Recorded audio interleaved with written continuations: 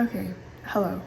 Hopefully this mic is working. So, I recently finished reading Can't Hurt Me by David Goggins, which I know is kind of an outdated book, an outdated read, but I finished reading it about a month or two ago, and I just wanted to come here and share 10 lessons I learned from Mr. Goggins himself to master your mind and defy the odds, as he likes to call it on his book.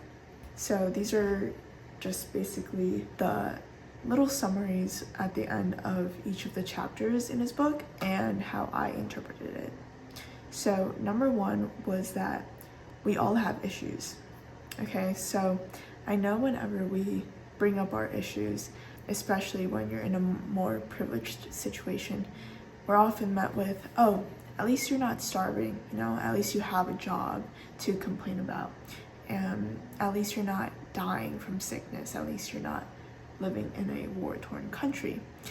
And yes, over 50% of the world is poor and countless are dying from sickness, chronic disease, and war as you're reading this right now. But that doesn't mean that your problems aren't there. The way Goggins addressed this in his book was really interesting to me. He referenced our issues as limiting factors. There's one quote: "Maybe your limiting factor is that you are growing up so supported and comfortable, you never push yourself."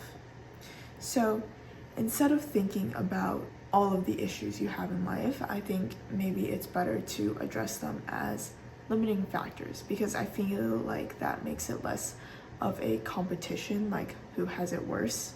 I like how he validated that everybody has issues, even when he went through an incredibly brutal, unimaginably hard childhood himself. So the fact that he is able to, say, hey, everybody has issues, limiting factors, was really interesting to me, and I thought that resonated with me a lot. Number two, look in the mirror. So, are you really holding yourself accountable? Sure. Maybe you think you're aware of some of your flaws. Maybe you think you're a little overweight, unhealthy, kind of messy, easily distracted, wasting your time. You're not flunking out of school though, so I suppose you're okay with cruising as a B or C range student. But Goggins tells you to basically wake the fuck up. Be real with yourself. If you're unhealthy, acknowledge it. If you're dumb, acknowledge it. If you're lazy, acknowledge it. And use that mirror every single day to look at yourself and really just acknowledge your flaws and be truthful with yourself. I do think that our society has become too comfortable with sugarcoating our flaws and issues, but I think that just being real with yourself is necessary to take those first steps to change. Goggins recommends writing your insecurities and goals on sticky notes to stick to your mirror so you can hold yourself accountable every single day, each time you take a step towards your goal. 3, callous your mind like you callous your hands. Comfort is the enemy of progress, basically. Imagine if you only chased the things that felt comfortable to you. You wouldn't leave your bed, you wouldn't meet new people, you wouldn't be in new places. Comfort leaves you stuck. Now, I'm not saying like all comfort is bad, but only chasing the comfortable things and never chasing the uncomfortable situations are necessary for you to survive and grow. That's not healthy either. So this could be taking little steps. Maybe you're scared of public speaking. You don't have to start by speaking in front of a crowd of 100 people. Maybe you just practice having a good one-on-one conversation with one person in particular. If it's going to the gym, start with the 5-pound dumbbells, then work your way up to the 10 pounds. Don't start with the 25 pounds. Over time though, you'll find that your skill set will develop. So I really like how Goggins referenced this as callousing your mind. I thought that was kind of cool, a cool analogy to hands, right? The more you use them, the more they become callous, but they also become tougher, right? 4, success is the sweetest revenge. We all have people that, unfortunately prey on our downfall. We all have enemies. Maybe it's other people, maybe it's yourself, maybe it's your boss, your coworkers, maybe it's your friends. But the best way to prove them wrong is to focus on yourself and achieve a shit ton of success. He talked about this in his book during his Navy SEAL training, and I thought that was just really inspirational. It was also just crazy, like the amount of training that he went through. Honestly, his endurance is just remarkable. He also says that this is one of the best ways to earn their respect, and he emphasizes not complaining about it to them. Just stay silent, work your butt off, and prove that you are worth more than whatever they had previously thought of. And they'll have just a bitter taste left in their mouth watching you succeed after doubting you and disrespecting you. And people won't question you anymore because you proved them wrong. You did it. You accomplished everything that they couldn't do. While they were off doing something else, wasting their time, you were working your ass off, and look at you. You ended up twice as far as they would have. Number 5, visualize victory, but also failing. So we all experience ups and downs when we chase a goal. When we're riding those ups, we daydream about the results that we've been chasing the entire time and the rewards that will come with that. But inevitably, a down will come. And when those downs come, it's extremely important that you have visualized that beforehand, so you know how to handle those failures and you know how to mentally prepare yourself to keep going. Because progress, as you've probably heard before, is not linear. It's like the stock market, right? There's ups and downs, but we'd expect an upward trend over time. So this way, by visualizing failures, you'll be able to get through those downs and those challenges, and you'll be able to actually reach your goals. So he recommends engraving into your brain why you're doing something. So when you hit those downs, you'll already know why you're doing this. When you have those questions about, what am I doing this for? Is this even worth it?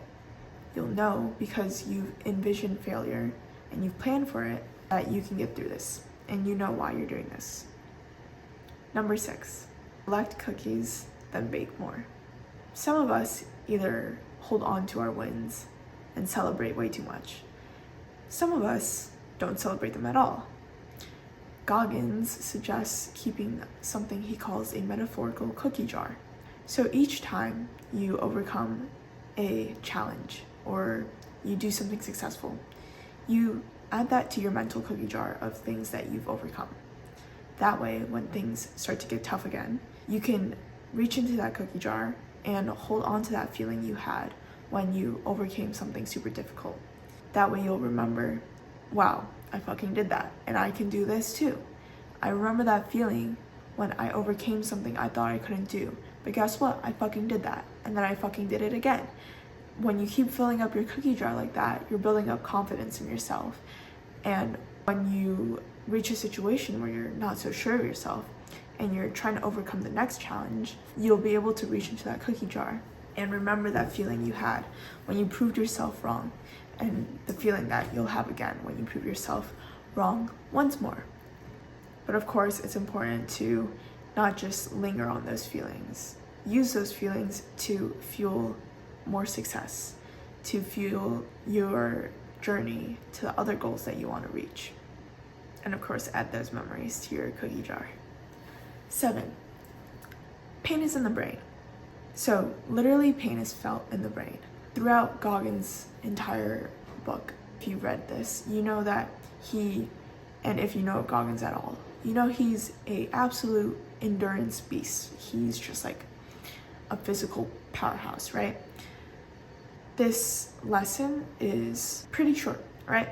He tells us to become used to ignoring the perceived limits in your brain. It's your brain that's sending the signals. Goggins says in order to unlock the other 60% of your hidden potential, meaning most of us are operating at 40%, we have to get used to ignoring our perceived limits, because the human mind and body are capable of so much more than you might think right now. Especially after you read Goggins' book, it's really, or if you just hear about what he does, it's mind-boggling. Number 8, lots of us are doing things half-assed. And yes, I'm looking at you, people who think you are pro multitaskers, which by the way does not exist. We cannot multitask. Well, we can multitask, but that's just doing 2 things at the same time. Very poorly. So I'm sure we all know somebody like this. Someone who feels like they can do homework while watching a show, while watching another YouTube video, and cooking at the same time or something while doing their homework. You know what I mean? But, you know, scientifically, again, our brains are not designed to multitask. Goggins re-emphasizes this in his book, basically saying that this cultural norm of doing things at the same time has led to us doing things half-assed. So instead, he recommends focusing on each task one at a time, setting 30 minutes of just complete focus work on one thing, which I completely agree with, and doing that one thing with maximum attention. So of course, this has been really difficult with the amount of distractions in our world right now, but seriously, bro, and I can talk more about this because I love doing this, but block out your day. Just set periods of time to work on one specific thing. Trust me, it'll just make your mind feel so much clearer, and you'll get so much more work done and so much more higher quality work done within those time periods. And you'll find that you'll actually have a lot more time in your day than you might have thought, because now you're not mindlessly scrolling and wasting time switching in between tasks, trying to refocus yourself every time you try and do multiple things at once. Number 9, would you stand alone if it was at the top? This one's kind of poetic, I guess. This one is really personal to many. Some can't stand the idea of being alone, and some find too much comfort in it. Some of us belong to a marginalized group, often being, as Goggins calls it, the only. As someone not part of the majority and part of someone on the margins, his perspective really changed my view. Being the only doesn't have to be a limiting factor, as mentioned at the very beginning. Being the only also means you can be the only at the top. You can be the person that's the best. You can be the only person that's the best. The question is, are you willing to sacrifice those things? Because again, you don't have to be the only. But that's also another internal conflict I kind of want to talk about more at some point. That's super personal to many. You know, some people don't want to be the one person standing at the peak of the mountain. Some people just want to be in the upper echelons with a small group of people. And that's perfectly fine, but it's just a question to think about. Let me know what you would say to that. And finally, number 10. Failure is learning only if you don't give up. The vast majority of the population has a fixed mindset, which basically means each time you fail or run into a challenge, you don't see it as a learning opportunity. You see it just as that, a challenge, a roadblock, something you can't overcome. Whereas those with a growth mindset see those as something they can overcome, a learning experience. It's the difference between seeing failure as just that, failing, versus seeing failure as learning. Failure is only failing when you give up. You only fail if you don't try again. But otherwise, failure really is learning. Goggins, in his book, failed the world record for pull-ups 3 times, or twice, before finally breaking it on his 3rd time.